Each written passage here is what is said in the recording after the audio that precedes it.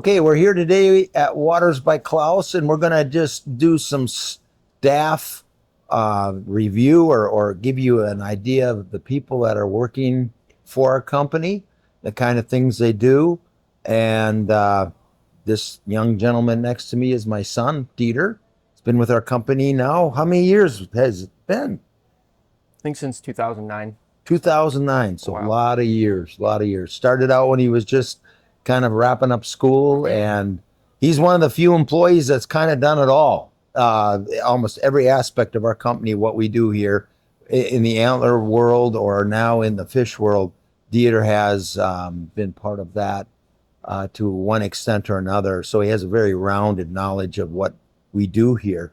But anyhow, right now his current position is he is our 3D printing in-house master, so to speak. He's been working at scanning antlers, fish, all sorts of different things that we scan. He's been starting to work in post-production, and he is our primary guy that's doing all our printing on the machines. So he has a very, very heavy load of responsibility here, and also has a lot of knowledge that I look at this stuff and you might as well put me in the space shuttle and let me crash, because I have zero abilities when it comes to this high-tech stuff. But I understand the principles behind it. So at any rate, we're just going to ask Dieter some questions here and so forth. And I'd like to start with the computer. You see a computer at its desk here, and misconception in the 3D printing world is that you can go out and buy yourself a Mac or a PC and, a scanner, and you're ready to go and print, or ready to enter into the 3D printing world. So let's talk just for a few minutes about what makes that computer unique and different than a normal, standard, consumer-grade computer out there.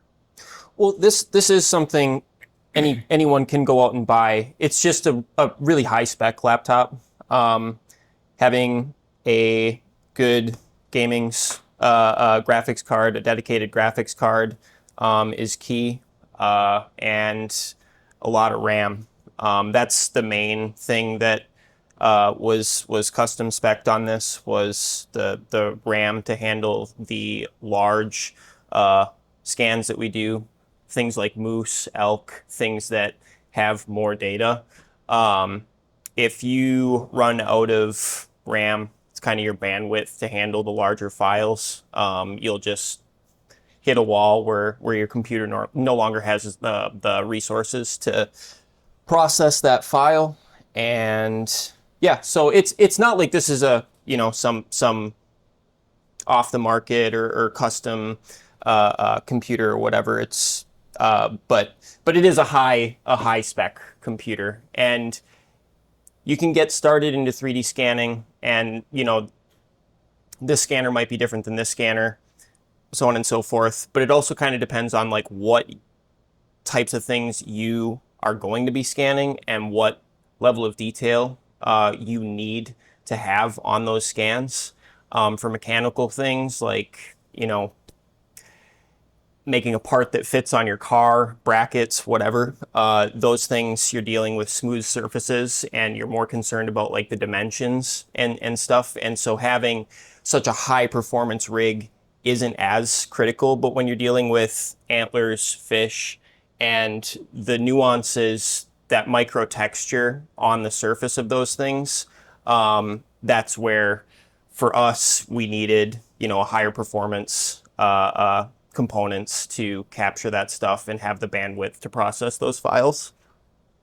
Now, let's just talk for a second for folks so they understand. Like if you're buying a DVD at, say Walmart, and you have what was used to be called, it's not used to be called, it still is, but Blu-ray is at 1080 DPI, is that correct? Most 1080p, yep. Yeah, and then you have 4K. What is 4K running at for DPI? It's 4K. So 4,000. Yeah, 4,000. It's a measurement of one axis, the pixel count. Okay, Yep. Shows you how much I know about it. But when it comes to printing parts, our scanners will go into what we call millions of data points that are called polygons, and that gives you an idea how much information is being extracted in a scan and then having to be transferred into a print when you make something. So it's really a high level of information that they're extracting when they scan. Just on an average, say you're scanning an average antler, how many polygon counts do you get on a scan? Uh, Just average. a common number I would see would be 8 million ish. Okay. Sometimes it's a little less. I've had it go more than that, but um, you know, 20 isn't uncommon either. There gets to be a point where you're just taxing your resources and not really getting much more out of it, you know. You can go overboard with your point density. Um, I'm still in the process of learning where to call it quits and finding that sweet spot where I have enough detail and can keep things moving. But yeah, that's a range. It's even on your small things, you know, like fish fins, for example, like you're still dealing with hundreds of thousands of points, you know, like it adds up quickly. So yeah. But the point is that you can get so detailed and your eye can no longer see that. You can't look at something that has, say, 20 million polygons and one that has 15 million polygons and say, oh, yeah, it's real obvious the difference. It doesn't show anymore because it's so minute that the human eye cannot pick it up. Yeah, between 15 and 20, you're in that territory for sure. Yeah, if you're like looking at, you know, 500,000 versus, you know, 15 million, you'd probably pick that out, you know, but yeah. yep. Yeah, that's interesting. So those are some of the things that I learned in getting into this industry. All of this was Greek to me, and although I can't execute much of the actual work in the fact of, you know, working the computers and so forth, I do understand basic the basic process of how printing and scanning and all that happens. So it's incredible. But we wanted folks just to get a little bit behind the scenes, pull back the curtain a little on the wizard, and just to see how some of this stuff is being done.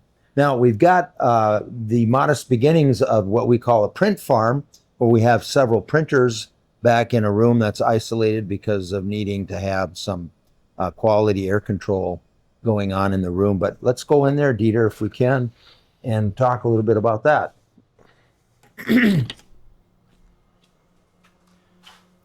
So yeah, Yeah, why don't you walk folks through a little bit of how this works to a degree. so yeah, your printers. Unfortunately, I am right between getting the prints from yesterday peeled off the machines and the ones for running overnight set up. So nothing's printing right now. But yeah, these are the printers. They're fairly a low price point, and they produce really good detail. This is a combination washing / curing unit. Everything that gets printed needs to have a final hardening, a final cure process. So that's what this just had happen to it. Here's a quarter scale hole in the horn miniature, still with all the supports on it, fresh off the machine. Next step is to crack all these off and address the minor little contact points where those supports touch it. They're pretty tough to see when things are this small and lightweight, but that is still a part of the process, inspecting the model and addressing those little imperfections and stuff. But yeah, nice thing about 3D printing is once you get the file set up and your settings are dialed in, your work is done and you can just press a button and, you know, spit that stuff out. But yeah, temperature is important component. Every printer has its own little climate control, little mini heater going on inside there to keep the resin at the viscosity you want it to be. It's not a perfect solution, but it really has helped. I had a lot of failures early on and tried one of those heaters out, and pretty much overnight I had a pretty big increase in consistency and less failed prints. So got a little mixing heating machine over there that before I fill the tanks, make sure that all the resin is gently agitated and again at the proper temperature, so you're not just relying on that thing ambiently heating it up. You can just hit the ground running with temperature where it needs to be right off the bat. But yeah, this is it. Soon to be more, soon to be bigger machines, but right now this is it. Yeah, and your supports that go onto your model, those you have, there is some like automatic supports that get introduced by the computer, but then you have to customize that also. You have to decide when your model is positioned in the build plate where support needs to be and not. Why don't you talk to the folks a little bit about that? Yes, so it is as simple as, you click a button, and the software I'm using anyway has where it just automatically populates your model as it is oriented to the build plate. It'll put those supports in for you automatically. But then you go around and still requires the human interaction to inspect and try to pick up little things that the computer didn't get right. Sometimes it'll think that it has something supported good enough and you miss it and you go to print, and then this is a perfect example of one that printed out good the first time. And on my second two copies, you can see there was a little bit of a layer shift right there. So what that tells me is I need to go back in and add another couple points of contact on that tine so that it's properly supported and don't have that issue on future prints. But yeah, unfortunately, I don't think getting it right the first time every time is realistic. And sometimes you do print and learn from your mistake, learn from your failure to go back and figure out what to adjust as part of the process right now anyway. But yeah. But once you have your supports, like you take, for instance, this is the hole in the horn. Once you've solved the puzzle, so to speak, and gotten all your supports where you want them, you have a consistent product coming out where there's no deformity or any shifting. The computer saves all that. So basically, you don't have to figure that out every time. It's just once it's done, it's like, this is the support package needed for this specific product that we're printing. And you're just basically pop in the file, hit play or print, I should say, and off you go. Yeah, once you iron out those bugs, it becomes a set and forget. Yep. Great. Well, I think that's awesome. Like I said, I knew the basics of printing. And then when we got all this equipment purchased in here, and I'd come in here and visit with Deter, it was like, well, what's that thing do? What's this? What's that all about? So I got quite a crash course in watching these machines actually build a model and seeing them operate, understanding how the light comes underneath through a screen and cures that minute layer of resin that's layered into the build. And it's just fascinating to see how all this comes about. It's fascinating to see how these things get made. And then I've looked at this and thought, who would have a mind to come up with something like this to make a machine that would do this kind of thing? So very, very interesting. Yep, definitely. And the resins, let's talk a little bit just for a minute about, we see there's different types of colored resins, but there are a host of just different resins that do different things, have different properties to them. Why don't you talk just a little bit about that? Yeah, so there are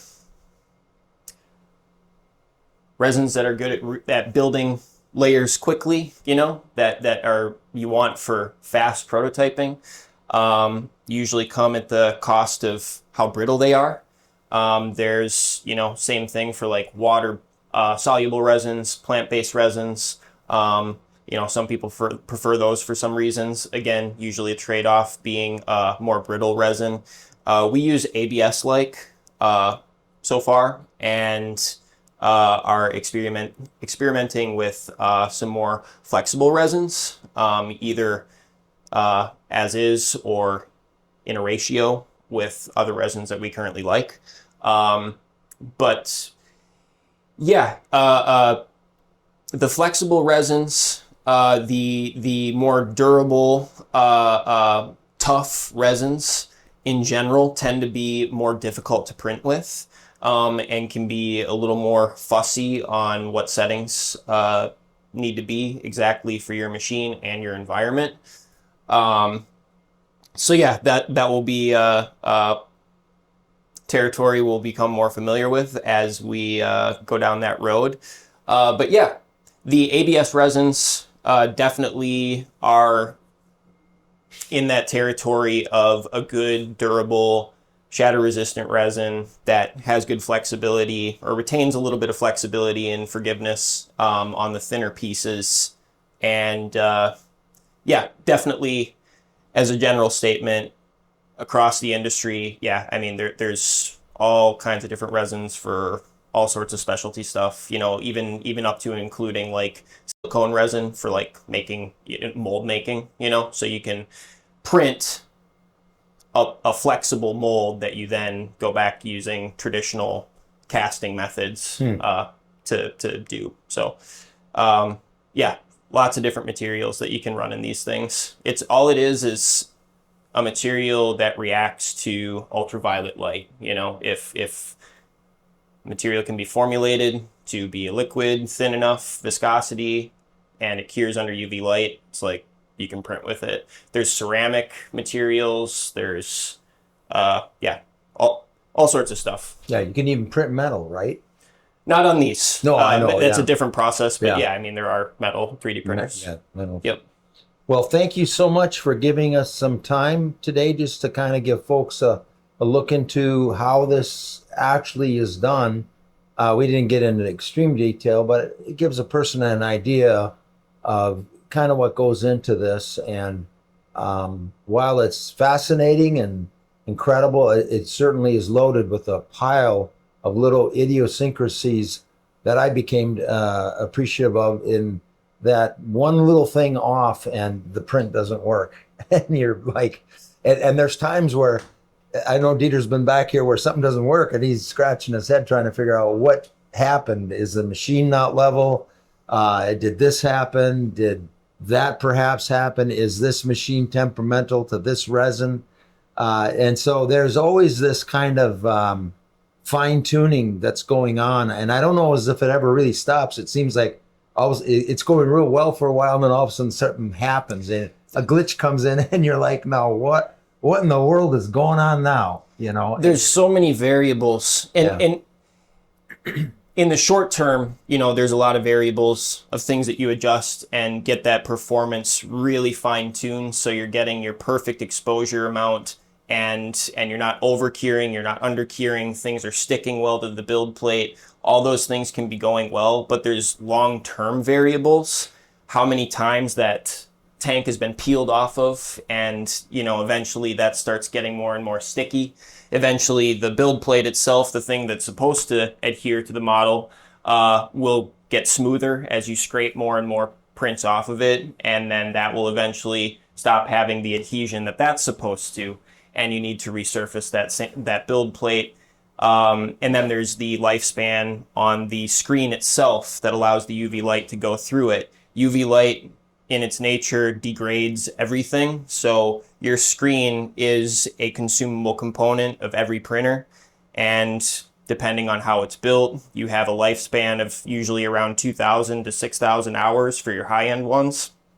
And so that's another parameter that over the course of running a machine, over that screen's lifetime, that will be a moving target where you will come, there will come a day in that screen's life cycle where every other variable is finely tuned and going well, but now all of a sudden the amount of light getting through changes, to a point where now that's causing an issue. So yeah, they can be finicky. There's lots of parameters that you have to be aware of, monitor, know what to look for, but also, on the computer end that you can adjust. And yeah, it's a big orchestra of things coming together to make it all work well.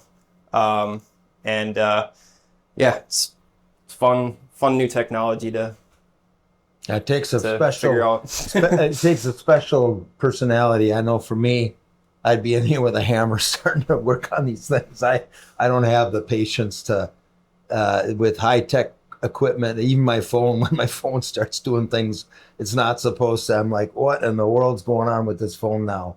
And it's nice that there are people that have the aptitude and the personality and character to work on stuff like this. And it's great that we can have a person like Deter be on our team to take care of all these machines for us. So thanks for your time. Yep. Thank you.